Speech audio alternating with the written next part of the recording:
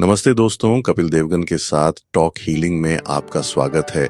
आज का विषय है, क्या बेवफाई हमेशा धोखा देने वाले की गलती होती है? मेरे साथ जुड़े, क्योंकि मैं रिश्तों की जटिल दुनिया में उतरता हूं और इस सवाल का जवाब देने की कोशिश करता हूं। चलिए इसे साथ मिलकर समझते हैं।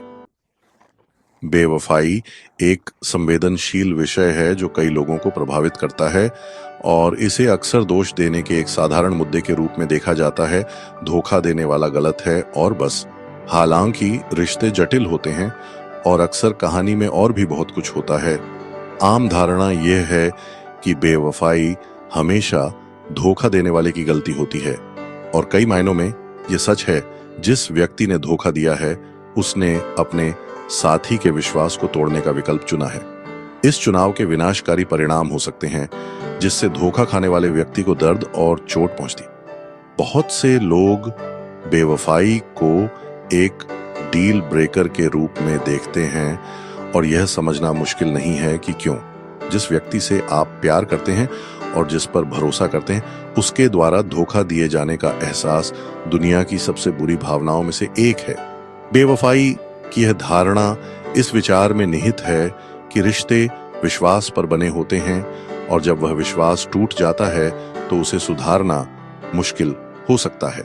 जो लोग धोखा देते हैं उन्हें अक्सर स्वार्थी और अपने रिश्तों के प्रति असंबद्ध के रूप में देखा जाता है और यह सच है कि बेवफाई गहरे मुद्दों का संकेत हो सकती है। हालांकि उन परिस्थितियों पर विचार करना भी महत्वपूर्ण है जिनके कारण बेवफाई हुई होगी।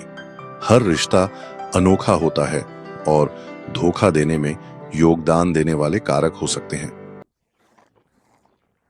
इससे पहले कि हम इस विषय पर आगे चर्चा करें, मुझे कुछ कहना है। अगर आपके दिल पर कुछ भारी है, चाहे वह डिप्रेशन हो, रिश्ते का दर्द हो, पारिवारिक समस्याएं हों, पालन पोषण के संघर्ष हों या काम का तनाव हो, कृपया इसे अकेले न ढोएं। मैं यहाँ सुनने के लिए हूँ, मदद करने के लिए हूँ और इसके माध्यम से आपके साथ चलने के लिए हूँ। मुझसे बात करें और इसे बाहर निकालें। अगर आपका बात करने का मन है तो मेरा व्हाट्सएप नंबर विवरण में है। जब भी आप तैयार हों मुझसे जुड़ें। अब आज के विषय पर आगे बढ़ते हैं। कई मामलों में बेवफाई एक बड़ी समस्या का लक्षण है, जैसे कि संचार की कमी या भावनात्मक अलगाव। जब जोड़े प्रभावी ढंग से संवाद नहीं करते हैं या एक दूसरे से अलग महसूस करते हैं, तो यह एक ऐसा वातावरण बना सकता है जहां बेवफाई पनप सकती है। यह धोखा देने का बहाना नहीं है, लेकिन यह रिश्ते में अंतर्निहित मुद्दों को संबोधित करने के महत्व पर प्रकाश डालता है। रिश्तों की जटिलताओं और बेवफाई में योगदान करने वाले कारकों को देखकर हम इस बारे में गहरी समझ हासिल कर सकते हैं कि लोग धोखा क्यों देते हैं।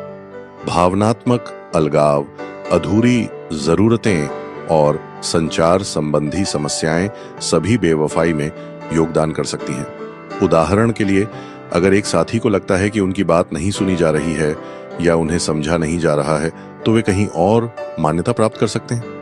इसी तरह अगर एक जोड़े की भावनात्मक जरूरतें पूरी नहीं हो रही हैं, तो वे उस खालीपन को भरने के लिए किसी और की ओर रुख कर सकते हैं। इन मुद्दों को खुले और ईमानदार संचार के माध्यम से संबोधित किया जा सकता है, लेकिन यदि ऐसा नहीं किया जाता है तो वे एक ऐसा वातावरण बना सकते हैं जहां बेवफाई हो सकती है।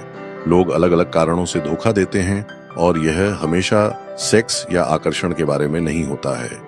कभी कभी यह देखा या सुना महसूस करने के बारे में होता है या मान्यता की भावना प्राप्त करने के बारे में होता है जो उनके रिश्ते में गायब है। दूसरी बार यह पलायनवाद या उत्साह की इच्छा के बारे में है।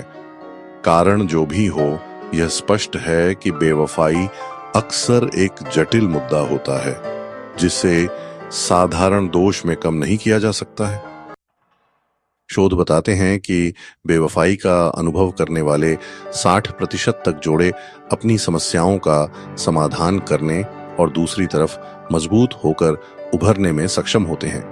यह पारंपरिक दृष्टिकोण को चुनौती देता है कि बेवफाई हमेशा एक डील ब्रेकर होती है और रिश्तों की जटिलताओं को समझने के महत्व पर प्रकाश डालती है। यह स्वीकार करके कि दोनों साथी रिश्ते में एक भूमिका निभाते हैं, हम उपचार और विकास की दिशा में काम कर सकते हैं। बेवफाई से निपटना कभी भी आसान मुद्दा नहीं होता है, लेकिन रिश्तों की जटिलताओं और धोखा देने में योगदान करने वाले कारकों को देखकर हम इस बारे में गहरी समझ हासिल कर सकते हैं कि लोग धोखा क्यों देते हैं। कुछ विशेषज्ञों के अनुसार यह विचार कि बेवफाई हमेशा धोखा देने वाले की गलती होती है, एक जटिल मुद्दे का अति सरलीकरण है। वास्तव में रिश्ते दो तरफा होते हैं और दोनों भागीदारों की एक स्वस्थ और पूर्ण साझेदारी बनाने में भूमिका होती है। निष्कर्षतः जबकि धोखा देना एक विकल्प है, यह अक्सर व्यापक संबंधों के मुद्दों से प्रभावित होता है। धोखा देने का निर्णय कभी उचित नहीं होता, लेकिन रिश्तों की जटिलताओं को समझकर हम स्वस्थ और अधिक पूर्ण साझेदारियां बनाने की दिशा में काम कर सकते हैं। बातचीत में शामिल हों। बेवफाई पर आपके क्या विचार हैं और क्या आपको लगता है कि यह हमेशा धोखा देने वाले की गलती होती है? और अधिक अंतर्दृष्टि और सलाह के लिए रिश्ते की गतिशीलता पर मेरे अन्य वीडियो देखना ना भूलें। कपिल देवगन के साथ टॉक हीलिंग को अभी सब्सक्राइब करें और नीचे अपनी टिप्पणी साझा करें। अगले वीडियो में मिलते हैं। अलविदा।